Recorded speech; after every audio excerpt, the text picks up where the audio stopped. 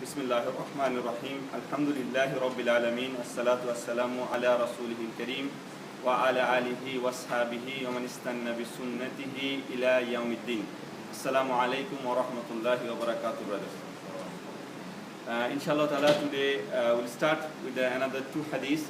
Last week we mentioned that inshallah from this week we'll try to do two hadiths in one lecture inshallah ta'ala, so that we should be able to finish it before the Ramadan start. The hadith will be, so the lecture will be a little bit longer than before because we are trying to do two hadiths in the same time. But inshallah ta'ala, as usual, I'll try to make it as summarized as possible. So let's begin inshallah ta'ala with our revision list that we have done for the last few weeks. Very quickly, we know the hadith, the first hadith in Innamal A'malu bin-Niyyat, the second hadith about the Iman and Islam, the hadith of Jibril. The third one is about the five pillars of the Islam. Then the fourth one is the creation of the creation of the baby in the womb of the mother, and also the destiny, the qadr. The fifth one is about the bidah, and the sixth one is the halal and haram is clear. Then comes the religion is the nasiha, which means sincerity. Then we have the hadith from Rasulullah that he has been ordered to fight against the people until they testify La ilaha illallah Muhammadur Rasulullah. We also have the hadith after that, avoid that which I have forbid. Rasulullah said, avoid which I have forbid and try to do what your best of your ability, that what I command you.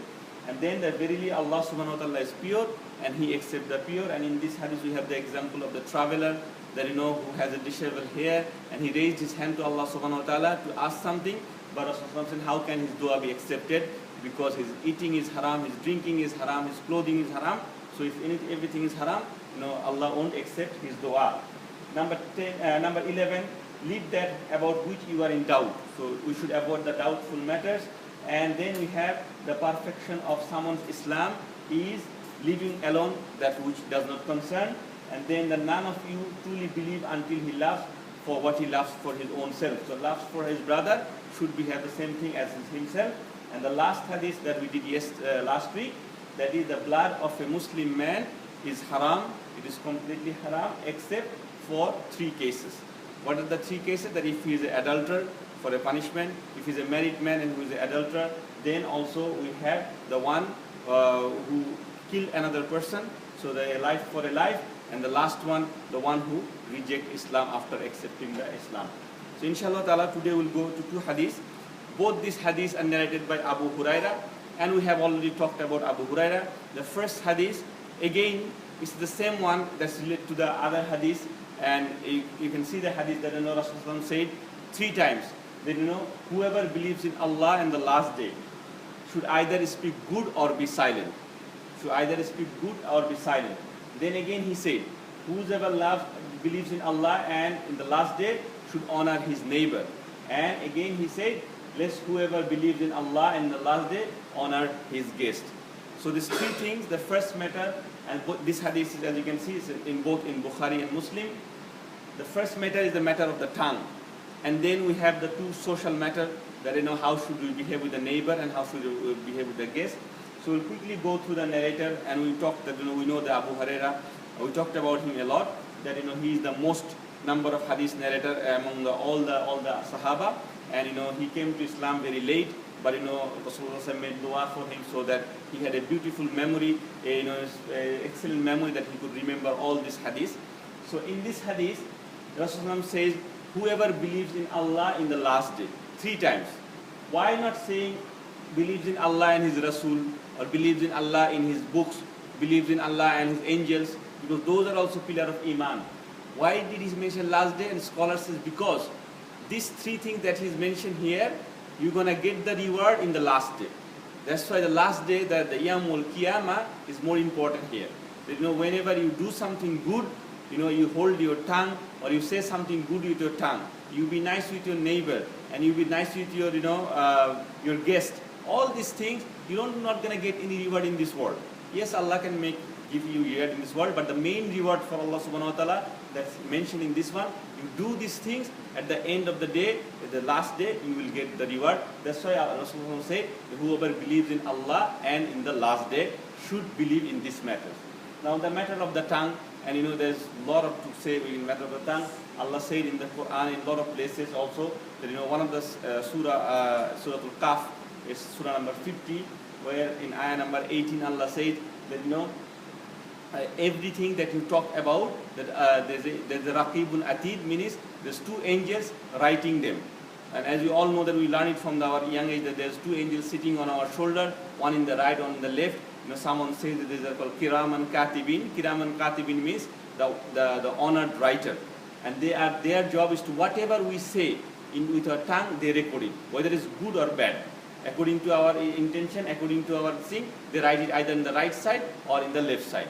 So that's what Allah mentioned in the Quran. And there's a lot of other hadiths related to this one, that the backbiting and other things is really, really bad. And it's not only about the bad things. When you say something, use the proper word. When you talk about something, use the proper word that it shouldn't hurt anybody. And the way how you talk with others, that's also matter. So one of the most important thing, when you talk about Allah subhanahu wa ta'ala and the deen of Islam, you should know what are you talking about. The scholars say it is a great sin to talk about Allah without knowledge. There is a hadith, a story from Bani Israel, it's a Sahih hadith. Rasulullah said one of the very pious men of that generation, he was walking through to his prayer place. All the time he saw a guy who's drinking. Every day he's drinking. And every day he advised him not to drink. He said, for the sake of Allah, don't drink anymore, don't drink anymore. But he never listened. So one day that drunk man, he got angry and he said, why are you talking to me all the time? It's my wish, I want to drink, I want to drink. Why do you bother? So this arrogant behavior made the pious guy much more angrier. And he couldn't hold his tongue. And he said, Wallahi, Allah will never ever forgive you. He said to this drunken person. And with this one, Allah got angry. Because Allah said, how do you know that I'm not going to forgive him? Are you, is it like, you know the future and everything? And in the hadith mentioned that when they passed away, then Allah give the person, the pious person, because of this thing, because he didn't say it properly, and he said it with arrogance, that he was being punished to the hellfire. Even in another hadith, Rasulullah mentioned that the believer, sometimes he say one word, and this is pleasing to Allah subhanahu wa ta'ala, and for that, maybe he will get Jannah. And sometimes the believer utter one word that is harmful, that is not displeasing to Allah subhanahu wa ta'ala, and only for that word, he will be thrown to the hellfire. So whatever we say, we should be very, very careful about the matter of the tongue. And obviously, that Allah subhanahu wa ta'ala mentioned in the Quran in Surah Al-Hujurat that, don't do backbiting. And then he said, Ayuhibbu ahadakum, it means among you, do you love, ayyakula, to eat lahma akhihi, meaning the meat of your dead brother, maitan. So do you like to have the meat of the dead brother? And giba is such as a matter of the tongue, it's a crime of the tongue, and we should be follow that. And the last hadith I'm going to mention in this section, that one of the hadiths, it's a very beautiful hadith mentioned in Sahih Muslim. Rasulullah said that whenever we wake up in the morning, every day we wake up in the morning, all the body parts talk to the tongue, and they say to the tongue, O tongue, wattaqullah, fear Allah. If you are right, all of us are right. If you are wrong, then all of us are wrong. Imagine this hadith. All of our body parts, our eyes, our nose, our ears, they're talking to the tongue and saying, tongue, fear Allah. Because if you are wrong, then we are wrong. If you are right, then you are right. So this is the matter of the tongue. In short, that we should understand, whenever we say something, we think and then we say something. Now the matter of the neighbor, this is the right of our neighbor. Whether his neighbor is Muslim or non-Muslim, we should be good to our neighbors. We should share our food with them. And Rasulullah said, scholars said, how do you define neighbors? Because Allah subhanahu wa ta'ala mentioned in the Quran in Surah An-Nisa that be good to your parents, be good to your relatives, be good to the poor, and be good to the neighbor who are known to you, also unknown to you.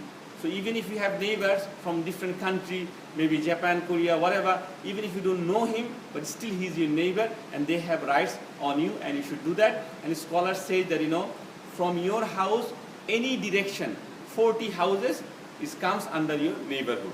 That's the definition of the majority of the scholar. So you should come from the east, west, north, south, any direction, 40 house is your neighbor. And 40 house is a lot. It's a lot area around your area.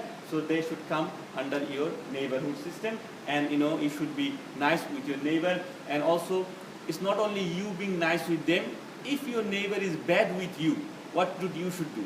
And there is an incident mentioned from the Rasulullah Sallallahu Alaihi Wasallam that in Makkah there was a Muslim guy and his neighbor was very, very bad to him. Always saying bad things, throwing stuffs at him. Even the neighbor of Rasulullah. Who was the neighbor of Rasulullah Sallallahu Alaihi Wasallam in Makkah? Who was the neighbor? The next house in Makkah beside Rasulullah Sallallahu Alaihi Wasallam house. Who was his house? Abu Lahab, yes. And what he used to do? His wife and he used to throw dumps, the garbage over the house of Rasulullah. But still he being good with them. And for that person, Rasulullah advised him. He came to us, Ya Rasulullah, my neighbor is like this. What should I do? I can't take it anymore. Rasulullah said, you know what you do? You take your stuffs out, stay and put your stuff in the street and stay in the street. So wherever people passing by, they're asking that guy, why are you staying outside? Your house is this one. So no, my neighbor is too bad, I'm staying outside. And he did continue like this. So the neighbor feel bad and he said, okay, come, I'm never going to do this. So from this hadith, what we learned that, sometimes if your neighbor is noisy or giving some trouble, try to be patient at the beginning. And even if you try to reconcile with the proper Islamic manner. And the last thing is about this hadith, the matter of the guest. Who is a guest? And scholar define this guest here means a person who is a traveler. So he's traveling from one city to another and he come to your house and they have the rights on you. And most of the majority of the scholars say they have the right for 3 days. After 3 days, Rasulullah said in another hadith, after 3 days, whatever you do for that guest, that will be sadaqah. Based on this, so before 3 days, so he said after 3 days is sadaqah. So before 3 days, that is as obligatory. But later on, scholars said actually it is not obligatory. It is highly, highly recommended, mustahab. You should do it, but it is not obligatory. And after 3 days, the guest also should have right and he should have knowledge that I should not stay here any longer. If he is causing any issue, any trouble for you, he's sharing your food, he's sharing your your accommodation and everything. So he should also leave. But with this one, Rasulullah said, guest has the right on you, and we know this not from the tradition of the Sunnah. This is a Sunnah of Prophet before also. As you all know, Allah mentioned in the Quran about Ibrahim alayhi salam. When 2 angels come to him, he didn't know that there are 2 angels.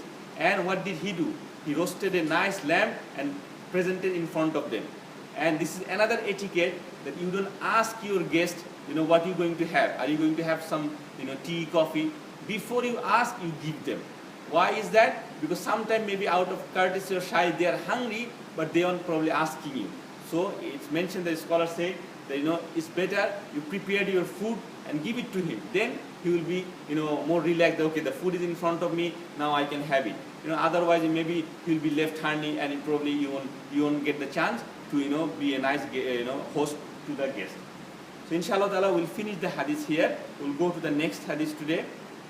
And this hadith is also very, very important and a beautiful hadith. Look what Rasulullah Sallallahu Alaihi Wasallam said here. This is also from Abu Huraira, the hadith number 16. A man came to Rasulullah Sallallahu Alaihi Wasallam and asked him, oh Rasulullah Sallallahu Alaihi Wasallam, advise me. And in another hadith, the same narration says that, oh Rasulullah Sallallahu Alaihi Wasallam, advise me and tell me something not too big, not too long. Tell me something short that I can remember. Rasulullah said, do not get angry. Then he asked, Ya Rasulullah, are you okay? I understand. Tell me something more. Rasulullah said, do not get angry. And then again he asked, Rasulullah said, do not get angry. Now some scholars say about this hadith is in Bukhari. Some scholars say that this hadith is specific for that people. Maybe Rasulullah knew that guy became angry very quickly. But then later on, the scholars say no. Most of the scholars say no. This is a hadith, it's in Bukhari, and it is general for all Muslims, depending on your human quality. Some people get angry quickly, some people take long time to angry, but whatever is the case, they should not get angry. Some people ask some scholars, say, who was this man? Because if you're listening to the hadith, they ask who is this man. Some say it's Abu Darda. Some say there's another guy, Abu Musa al-Ansari. So there are different narrations, the difference of opinion. But the matter of the fact is that Rasulullah told him not to get angry. And Allah subhanahu wa ta'ala mentioned in Surah Ali Imran, there's a beautiful ayah about this one. Allah said, وَسَارِعُوا إِلَى مَغْفِرَةٍ. Sari'u means rush or race, compete with each other. إِلَى مَغْفِرَةٍ مِّن رَبِّكُمْ. Towards the forgiveness to Allah from your Rabb. وَجَنَّاتُ الْأَرْضُهُ السَّمَاوَاتِ وَالْأَرْضِ وَإِدَّةٍ لِلْمُتَّقِينَ. And then, so you rush, you make competition with other, make a race for the maghfirah of Rabbul Alamin subhanahu wa ta'ala. And you have the a Jannah that is wide as the heaven and the sky, and then earth and the sky, and that is made for muttaqin. And then the next ayah, Allah subhanahu wa ta'ala, Allazina yanfikuna fi darrai wa sarrai. Who are these people? Allazina who infikuna means who spend fi darrai fi sarrai. Darrai means in your good time or in your bad time. So whoever spend in your good time and in your bad time, and then he said وَقَاذِمِينَ الْغَيْظِ, and whoever suppress the, qazi means to like swallow something. Whoever swallow the anger, and then Allah subhanahu wa ta'ala said, what afau meaning what afaina anin nas, and whoever forgave human being. He didn't say wa afaina al mu'minun al muslimun. He said anybody you should be forgiving. Doesn't matter he's a Muslim or non-Muslim. Then he said Inna Allah yuhibbul muhsinin. In the two ayah, simple two ayah, if you go and read this to 134 and 135, 135, very small ayah. And Allah said first one is the muttaqin, and Allah finished the ayah with muhsinin. Two beautiful quality. And who are this quality? People who spend in the time of good and bad, people who suppress their anger, and people who forgive others even if they are Muslim or non-Muslim. What a beautiful thing Allah mentioned in the ayah. But with this ayah explanation, so Allah said, suppress the anger. So it proves that anger is a human quality. You cannot completely avoid anger. Some people, as I said, get angry quickly.